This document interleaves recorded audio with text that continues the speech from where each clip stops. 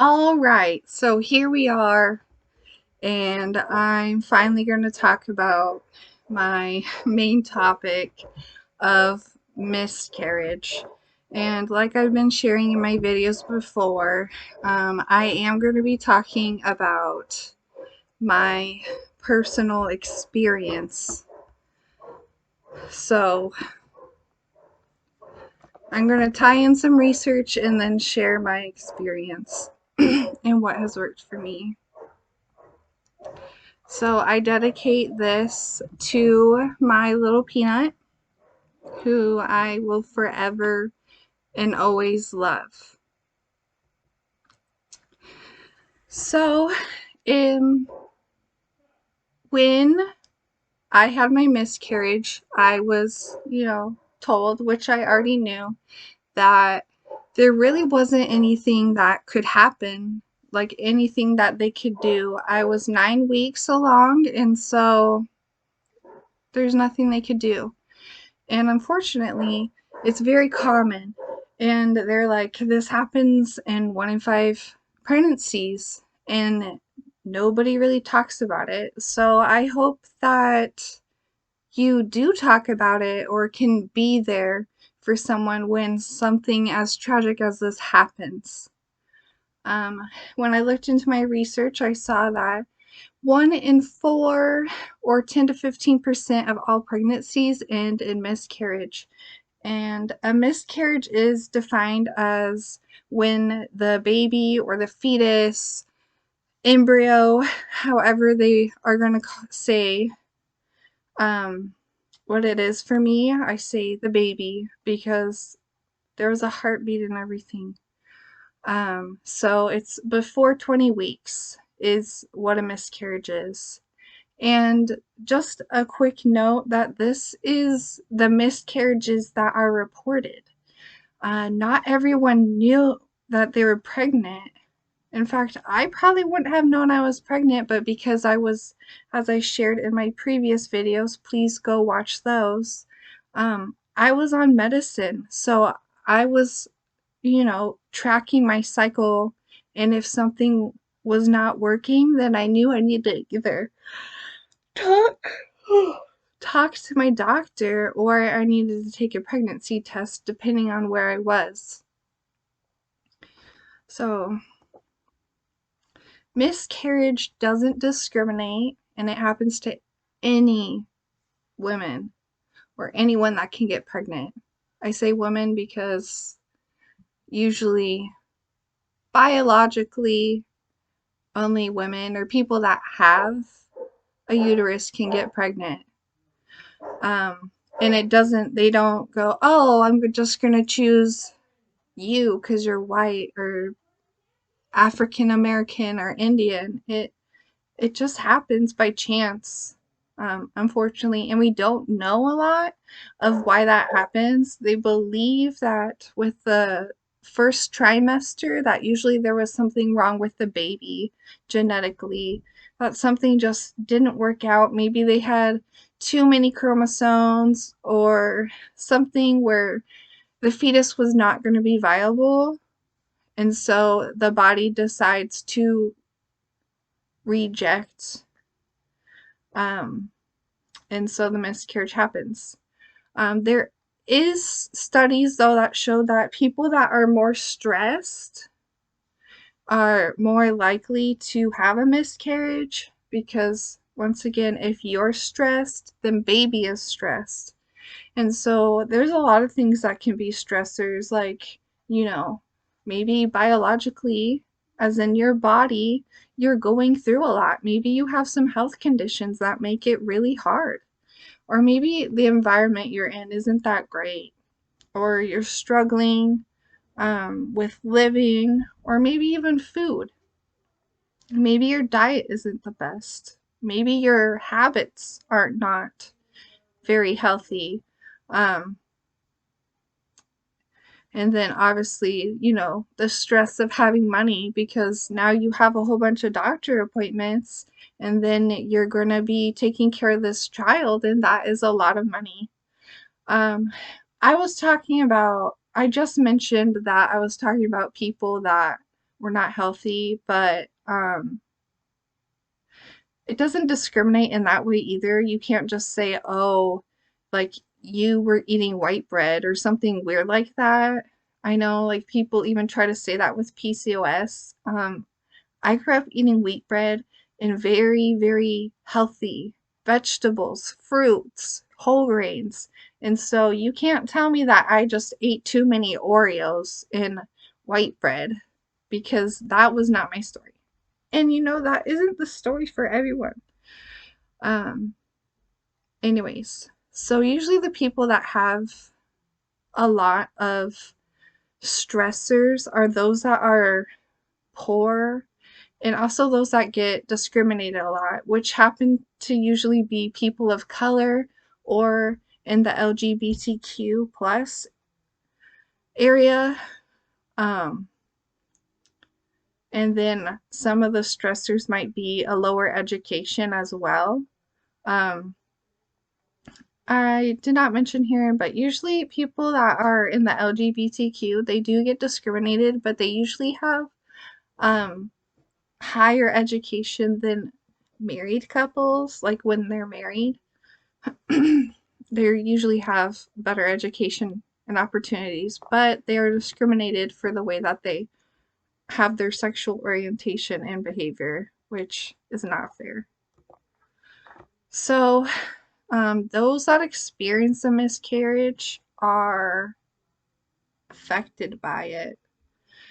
It doesn't matter how long you were. Maybe you didn't even know you're pregnant until they told you that you were miscarried.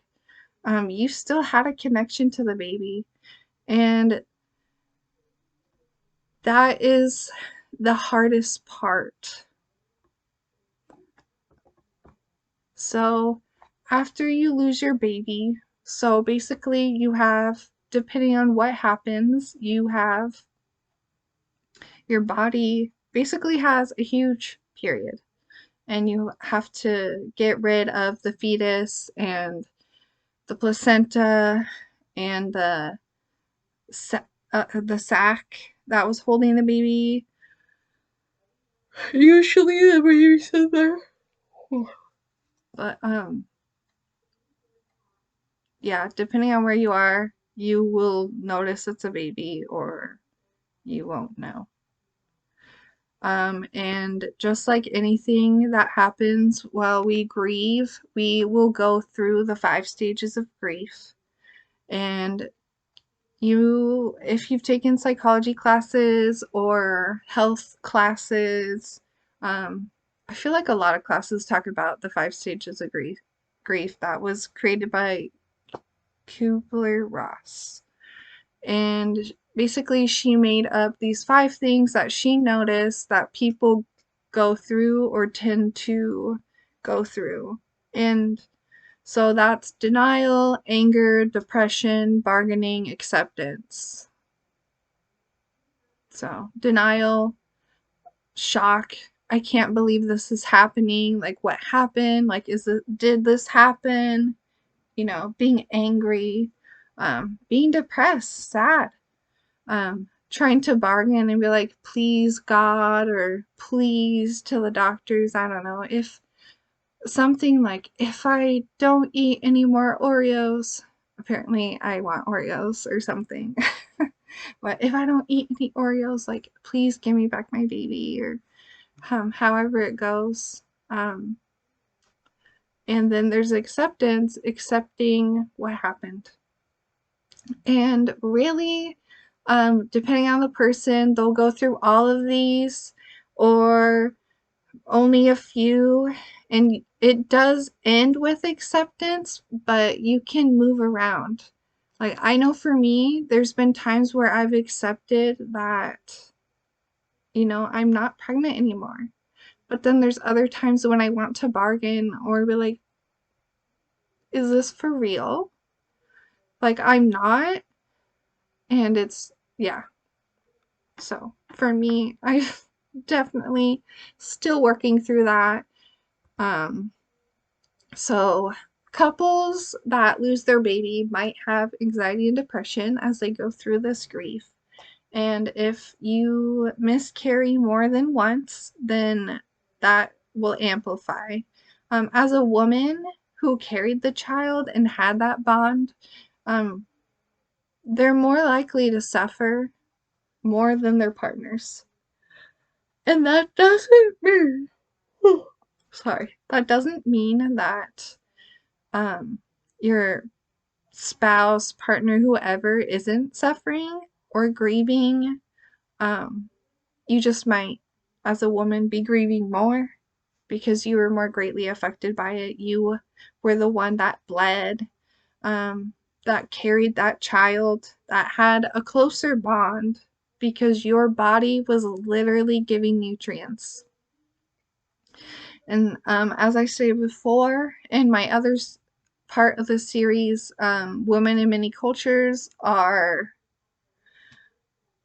kind of relied on to conceive offspring, and their existence as a woman, as a wife, as a good person reflects by having children.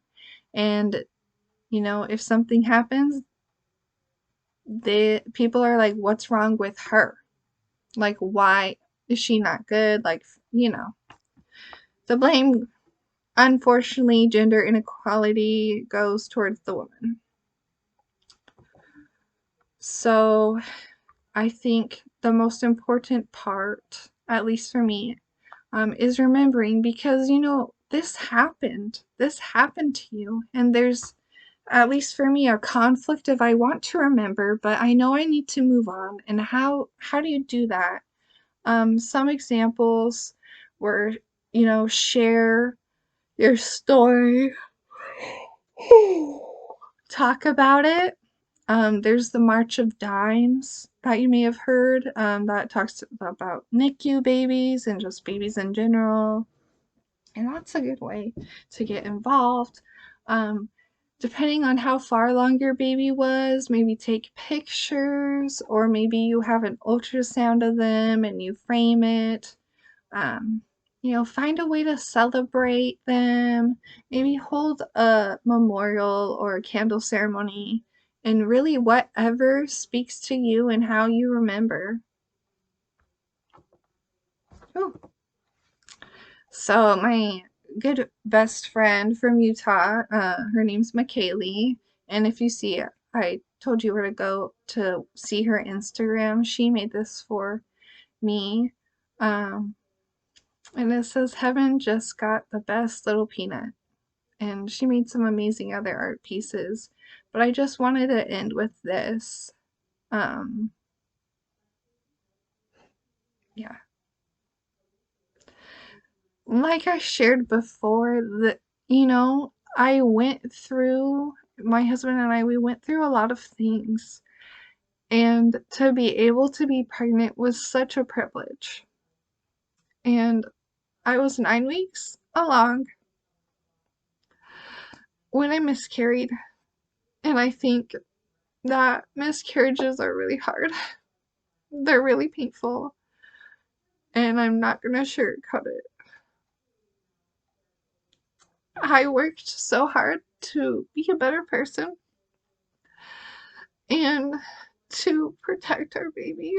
As I said before, I work in healthcare, so there's x-rays and chemicals and things, so I really had to, you know, work hard to avoid being close to those things.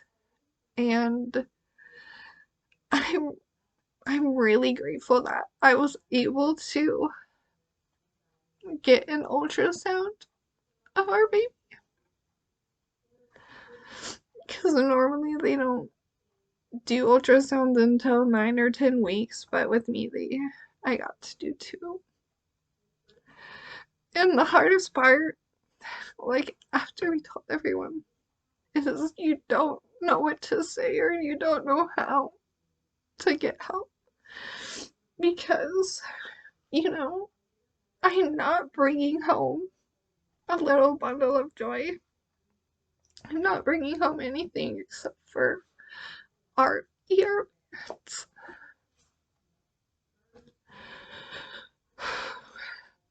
our and our memories. And there's things that you just wonder if you could have done it better, or if you did anything to make it happen. Like, I had a procedure done that my doctor said was completely safe and fine. Um, and like that I could expect some spotting. Um, so I was like, okay. And then um I started spotting and it just reminded me of when I would get my period. And so I was super concerned and I called the doctor and like messaged them and I'm like, "Are you sure like it's okay? Like I feel like something's not right." And they were like, "Yeah, it's fine. If you keep bleeding, if you start bleeding more, then let us know." So I kept feeling like something was wrong.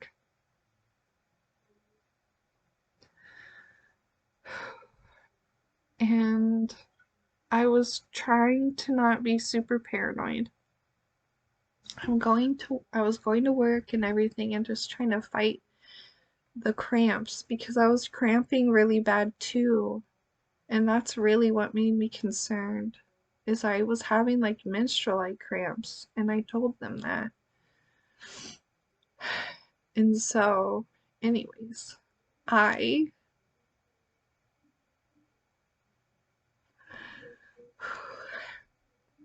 I came home from work on Friday. It was January 1st. And I was like so paranoid. Like, I was just like, it was so bad. It was like when I have my anxiety attacks, and I was like, there's some.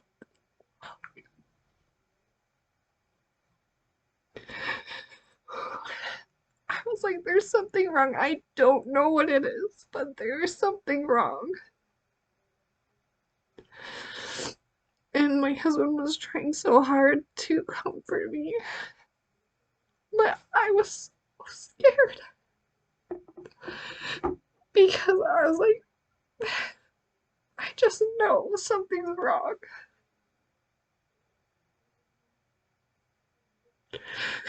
And then, I was trying not to take anything because being pregnant, you can take like a Tylenol, but I didn't really want to take anything. And so I was really using the heating pad.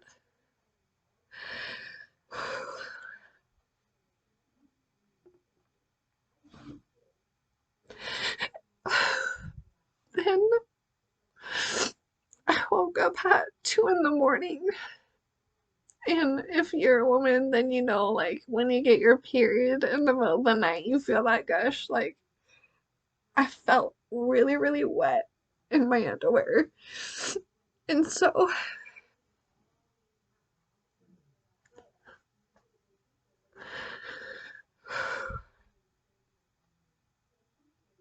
and so I called the on-call doctor and I was like, what do I do? Like, well, first I started crying. Like, more like bawling. Because this is crying, but it was bad. Like, it was sobs. And I woke up my husband, who's usually really asleep to the world.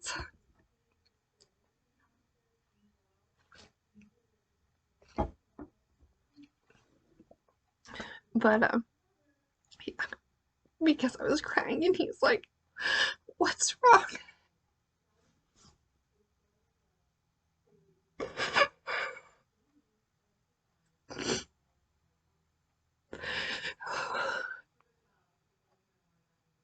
I told him that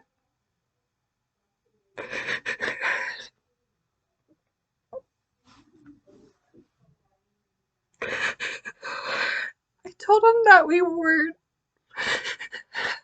parents anymore, that we weren't, well, that we lost little Peanut. And so he would just held me as I cried.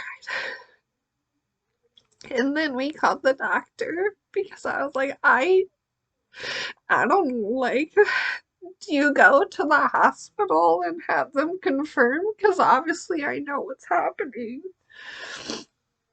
And so, yeah, that's what you do. You go to the hospital, you go to the ER.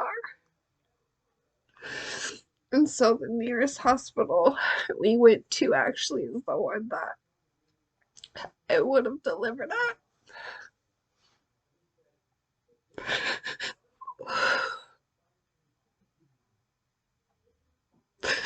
And I have never bled so much in my life.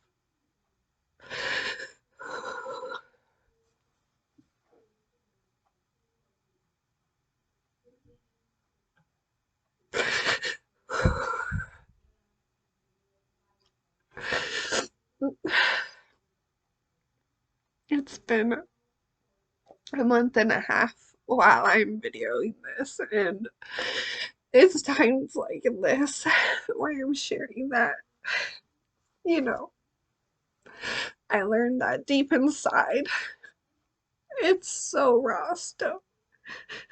But we went to the ER and I explained that I was miscarrying, that I was 9 weeks. And then I was gushing blood. Like, I literally was like, do you have a change of underwear? Do you have pads? Because I'm literally gushing right now.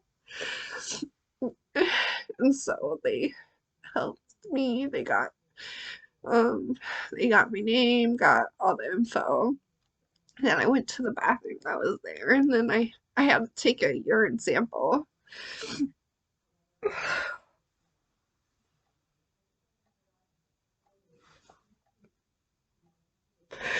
So I do that, and my husband comes, and we're just waiting, and I was a higher priority. So they took, there wasn't really a lot of people either, which I'd be really concerned if there was people at 2 in the morning that the there was a lot of ER patients, but he went back, um, and they did a little bit of an assessment exam, and I shared what was happening, and they're like, we're gonna do an ultrasound and draw labs. And so they drew labs and did that. And then the ultrasound tech came, and I had to leave my husband. And every time I stood up, I was gushing blood. And so we went to the ultrasound room, and the whole time that I was waiting, by the way, I really thought I was gonna pass out. Like, I thought I was gonna faint, and I have a history of fainting. So I was so scared. And I mean, yeah. So they had to do a vaginal ultrasound because I wasn't far along, but also because they needed to see the whole uterus and see, is there still a fetus in there? Or is it gone? Which, I mean, I was passing chunks of blood. So I knew things weren't gonna be good. And yeah, so she had me get into the gown and everything, and I felt so bad because, I was gushing blood. There was blood all over the floor. And I really wish my husband could have come back so that he could hold my hand, but I'm really grateful at the same time that he wasn't there. to see what was happening. And so, um, they obviously didn't show me the ultrasound, but I already knew what was happening. And the lady was so sweet because I started crying again. And she was like, "Oh my gosh, I'm so sorry that I'm hurting you," which it was really painful. And apparently, when you're bleeding, it's very painful to get an ultrasound done. You would think it would be the opposite because you're all lubed up from the blood, but no. And so, and I was like, it's okay, like, it's not you, it's just the situation. Because the whole time this was happening, I'm only 9 weeks along, and I don't have any kids. And it was even a miracle that we got pregnant. And I was just thinking of how I never get to hold my baby or know what gender they are, which we would have learned, a couple weeks back from today. Because I think I would have been 16 weeks. Like, I don't know. I had it all written out in my planner. And I was like so excited to share with everyone. And, I only told my family, and I was going to tell my other best friends. And, like, in that week. And then this happened. And so, yeah. So, we had to wait after the ultrasound, and they didn't have any of the awesome pads anymore, just the crappy ones, and that underwear does nothing for you. So, yeah. Thank goodness for my pajamas because they were soaking everything up. So I had to go back in the waiting room, and I was in so much pain. Hold on, I'm gonna go get some tissues.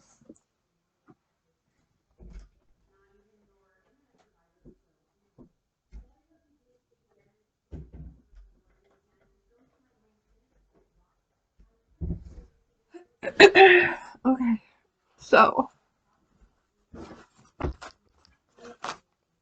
we had to wait for the doctor to read the results, which was like an hour or two.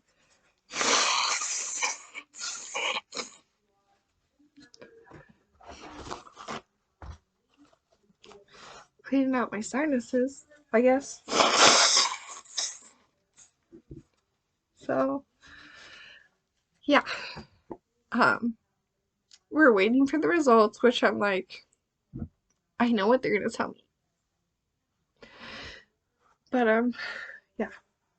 The worst pain that I ever been. I thought that my cramps were bad, but this was so bad that I thought I was going to pass out. I felt like I just really needed to poop. And I just hurt so bad, and there was like no position that was really comfortable, but there was some that were more comfortable than others. And bless my husband's heart, he was trying so hard to find ways to help me. And like, I was sweating, guys. Like, it was bad. Like, I had him go in the bathroom with me because I thought I was gonna pass out, and I felt really bad because I know he doesn't do blood. But I was like, I need you to be here because if I pass out, nobody's gonna know, and they won't be able to get in here. It's gonna be a mess. Which, now thinking about it, I'm sure if I would have pulled the cord, there's a way that they can get in, but I'd rather have the dignity of my husband being there anyways. And like I said, I work in healthcare. Um, I know that the floors are dirty, and if you didn't know that, like, yeah, it's a hospital, but housekeeping can only go clean the floor so many times, and there's people coming into the ER and stuff, so it's nasty. But my pain was so bad that I had to lay on the floor because I thought I was going to pass out. And in all my experiences of passing out, I usually know I'm going to pass out. And then I sit in a chair, and then the next thing, I'm on the floor. So I thought, I'll take the chair step out. I don't need to hurt myself anymore. And then crawling to a little, they have like a little futon thing. It's really a bench, but it's a bench. But the cold floor felt really good in the sense that, like, the how bad I was sweating and everything. I was like having hot flashes, it felt like. So, yeah, we were waiting. And then finally, it was time for the doctor to talk to us. And if you don't know, when they discharge you, there's people there so everyone can hear your business. And there was a dude there that was like complaining earlier, but I don't know.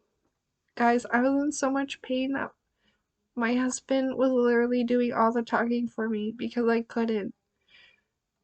And I literally told him, I was like, I need something, like Tylenol or something. I was just like, I just need something. I can't do this by myself. I was having him place pressure when I would get the intense waves of pain. And so I'm assuming that that's kind of like contractions. Um,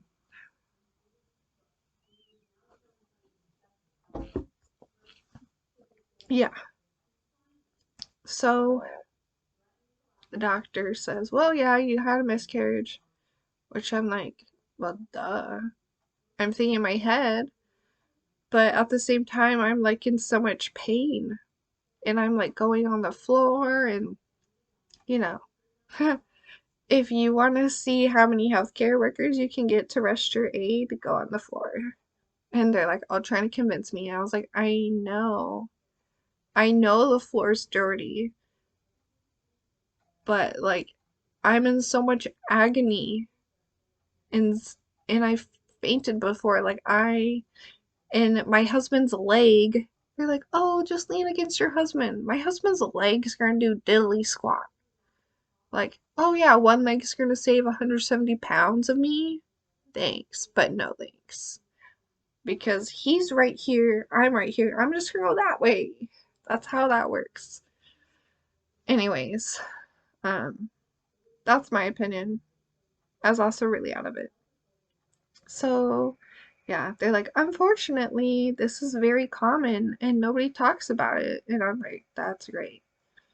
And honestly, I'm a person that gets angry about things like that, where, like the sense of justice. I'm like, are you kidding me? Like, nobody's talking about this and it's common. Like, I'm a woman.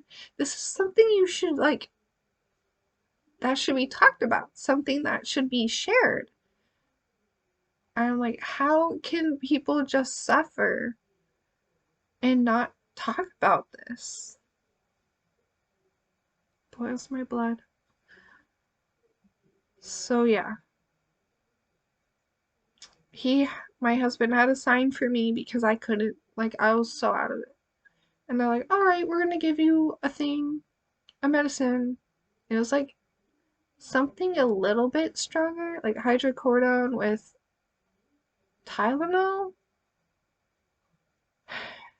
And the doctor's like, yeah, well, I mean, you're just cramping because the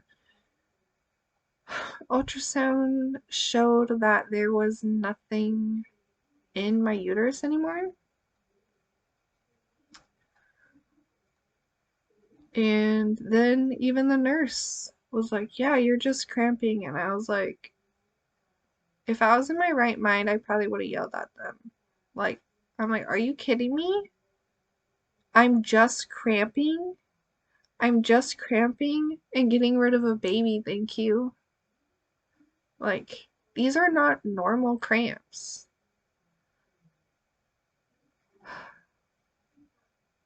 I don't understand.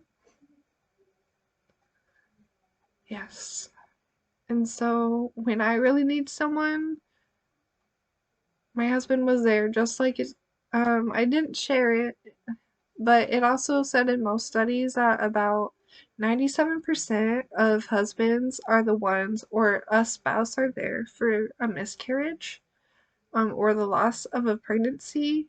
And about, I think, 80 to 90% of women are really grateful for that, but then they also feel like they're hindering their husband, which I totally get because I have wanted to talk about losing little Peanut. I have wanted to. I definitely cried a lot more. Um, I've cried a lot. And I know my husband's main concern was for our baby. He just wanted to. Again, this is something we don't know. Like, I don't know when our baby passed away. I don't know if they actively died when I began miscarrying or they died and then I began miscarrying. And he's just concerned, bless his heart, that they were in pain. Especially because of how much pain I was in. So there I was.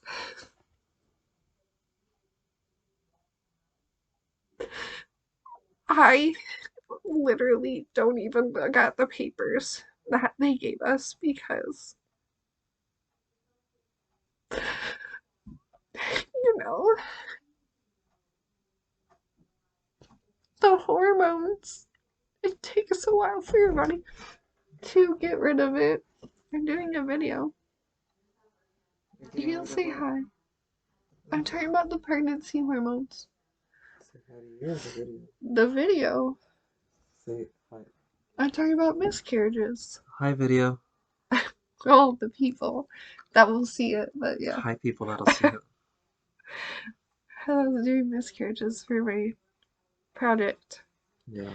So I was talking about how I don't look at the papers that we got from the doctor, from the ER, Yeah. because I don't like looking at them. Since it says, there's nothing in the uterus, but, the hormone said I was pregnant. Yeah. So that was rough. It's a very hurtful moment. Yes. It felt very, very empty. But that is my miscarriage story. Especially when you thought that the whole time. I know, when we knew something was wrong, and yeah. I guess try and really advocate for yourself and be like, no, like, you need to see me because something's wrong. I just didn't know.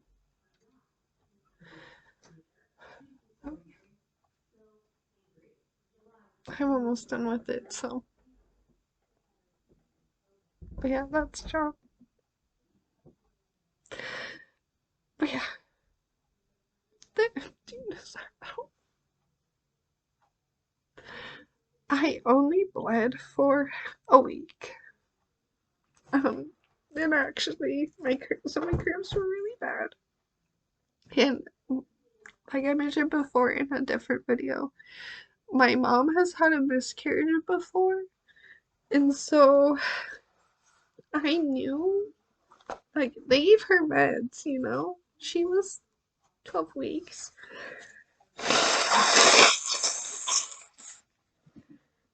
But they gave her some opioids, like Oxy or something.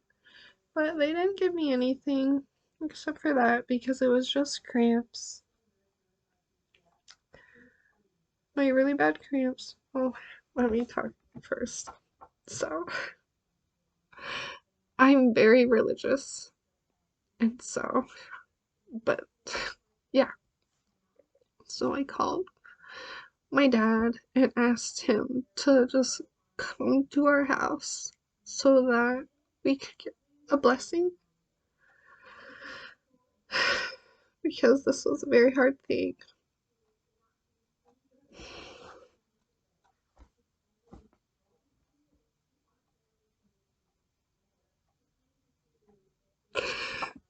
And then my mom called because my dad was awake and it's like 6 in the morning now, and she's like, "What's going on?" And I couldn't say it, so I told John to go ahead and say it. And so he shared that we lost the baby. And bless their hearts, they came. Even my mom came.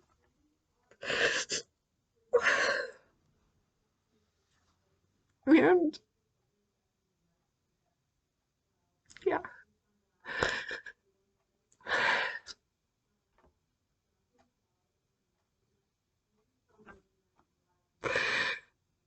even though it came back that my uterus had nothing in it, I didn't pass the baby until I actually was at home. And I only say that because I felt my vagina get bigger, and then,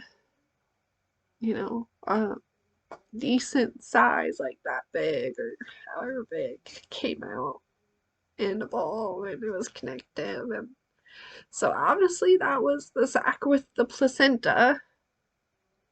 And sorry, I'm usually not that big this open, but I feel like I should let people know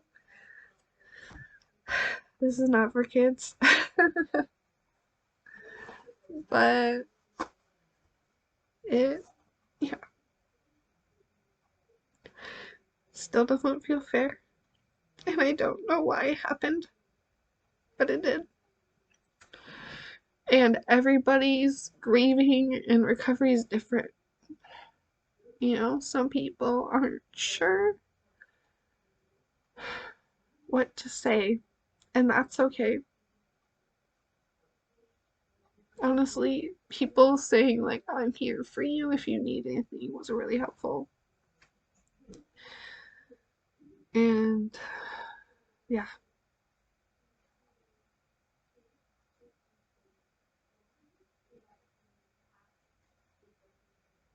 you know.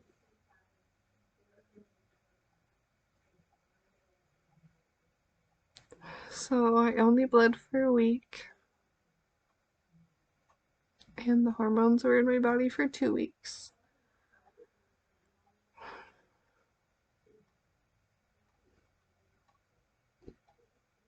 Something that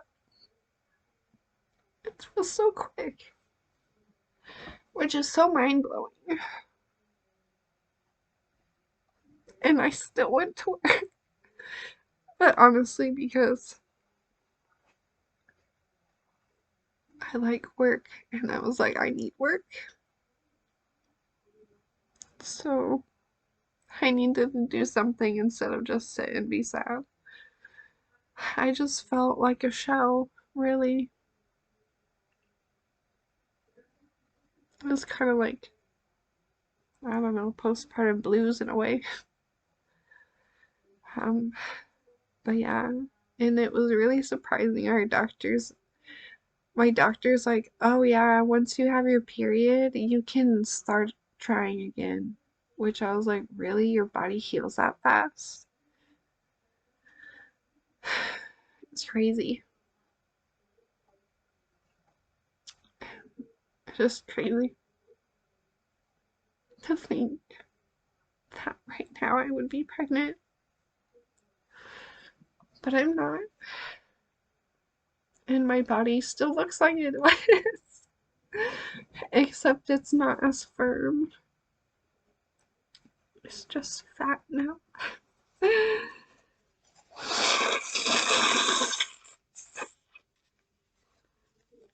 So coming to terms with that, um, I'm sorry this is a really long video, but I just am using it to share my story and let people know, ladies. Men, maybe you're struggling more. I don't know. We all grieve in different ways. Sometimes even different from our spouse. And this could have, broken our marriage or drifted us apart. But it brought us closer together because he was there. He's the only one that was there that saw what happened. I didn't feel alone. I mean, I did, but not alone from other people, but not alone from him. I felt close. And he still lets me, talk about it when I need to.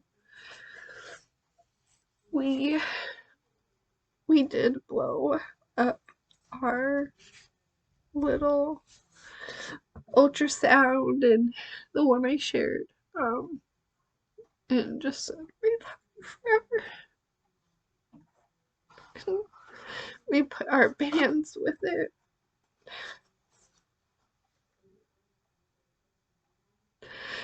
And we got a journal for them. And I wrote down memories of telling family, of learning we were pregnant, of losing them, and the good news. And it's crazy, Life goes on, and sometimes I'm like, I really haven't. I'm trying to. And from what I read from the studies, the hardest time is around 6 months, and then as things go, it gets better. And yeah, in 6 months, so that was January 2nd, 2022, and we were supposed to have our baby on August 6th, and I'm thinking of having a little party for them just to remember them because, like I said, it's hard to know. Like, I don't want to forget, and trying to figure out the balance of like moving on but remembering your child, your sweet child that did nothing.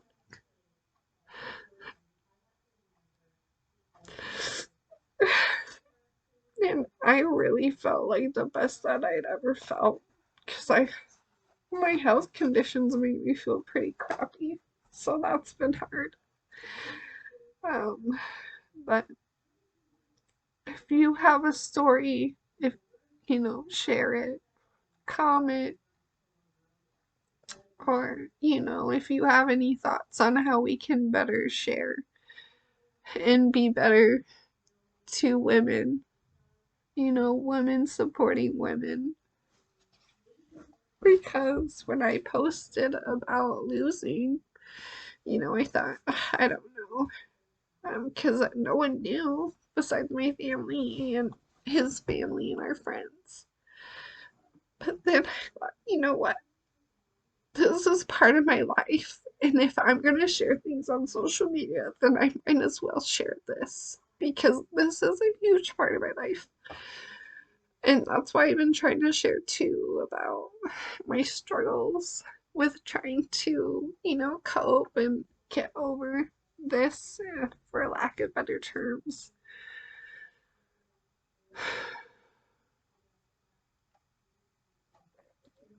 How many people, well, I'm not going to go into numbers, but a lot of people were like, I'm so sorry this has happened to me, and even at work. And I'm like, this just, what a silent battle, especially as time moves on. It's been like 6 weeks, ish. And 9 plus 6, well, 7 weeks. 7 weeks. It's been 7 weeks. Um, and life goes on. Even if you aren't. That's kind of how the world works. But please, if you need someone to reach out, I am more than willing to listen. As you, you just listened to my whole story, and it makes me feel better to share. Maybe you don't want to share, and that's fine. Just know you're not alone, and that people do care for you. So, thank you. Here are my resources of what some of the things that I cited in my study. I did read more than just that, so if you're like, what are some more, I can send that to you. It's not much more, but yeah. I wish you guys the best. And like I said, you're not alone. This is a fairly common issue that people don't commonly talk about, and they should. So.